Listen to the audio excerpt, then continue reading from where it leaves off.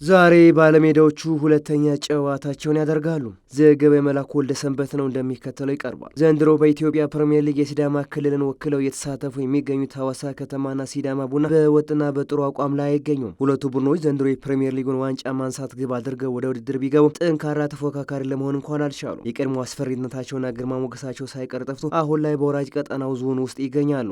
በተለይም ደግሞ ሐዋሳ ከተማ ወራጅ ቀጠና ውስጥ መሆን ለአመራሩና ደጋፊው ትልቅ ስጋትን ጭንቀትም ሆኗል። ሲዳማ ቡናም ቢሆን ከስጋት ያልጸዳ ቡድን ነው። እርግጥ ነው ማንም የስፖርት ቤተሰቡ ሁለቱ ቡድኖች በዚህ ደረጃ ላይ ይሆናሉ ብሎ አልጠበቀም። አሁን ላይ የክለቦቹ አመራሮችና ደጋፊዎች ተስፋ በሜዳችን በምናደርገው ጨዋታ ወደ አሸናፊነት ጥንካሬ እንመለሳለን የሚል ነበር። ግን ሁለቱም በሐዋሳ ዩኒቨርሲቲ ሜዳ ባደረጉት የመጀመሪያ ጨዋታ ከድል ጋር መታረቅ አልቻሉም። ሲዳማ ቡና በንግድ ባንክ፣ ሐዋሳ ከተማ በኢትዮጵያ መድን ሽንፈትን ያስተናግደዋል። ይህም ደግሞ የሁለቱን ክለቦች አመራሮችና ደጋፊዎች ይበልጥ ያስደነገጠና ያሳዘነ ብቻም ሳይሆን ዛሬ በሚያደርጉት ጨዋታ ላይ ሳይቀር ስጋትን የጫረ ጉዳይ ሆኗል። ሐዋሳ ከተማና ሲዳማ ቡና ዛሬ በሜዳቸው ሁለተኛ የሊግ ጨዋታቸውን ያደርጋል። ሐዋሳ ከተማ ከኢትዮ ኤሌክትሪክ፣ ሲዳማ ቡና ከስውር ሽረ ይጫወታሉ።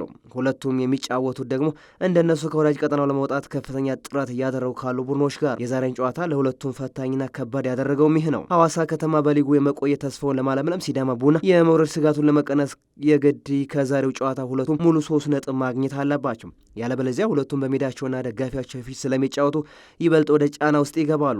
ስለሆነም የሁለቱ ቡድን ተጫዋቾች የዛሬውን ጨዋታ በማሸነፍ ለቀጣይ ጨዋታቸው ጥሩ በራስ መተማመን ለመፍጠር እንደተዘጋጁ ገልጸውልናል። የሁለቱ ተጋጣሚ ቡድኖች አሰልጣኞችና ተጫዋቾችም ጨዋታው የሞት ሽረት ትግል የሚደረግበት እንደሆነ ገልጸውልናል። በአራቱም ቡድኖች በኩል ከሚታወቁ ቀደምት ጉዳቶች በቀር ለዛሬው ጨዋታ አዲስ ጉዳቶችና ቅጣቶች እንደሌሉ ለማወቅ ችለናል። በዛሬው መርሃ ግብር ቀን 9 ሰዓት ላይ ሐዋሳ ከተማ ከኢትዮ ኤሌክትሪክ ሲጫወቱ፣ ምሽት 12 ሰዓት ላይ ሲዳማ ቡና ከስሁል ሽረ ይገናኛሉ።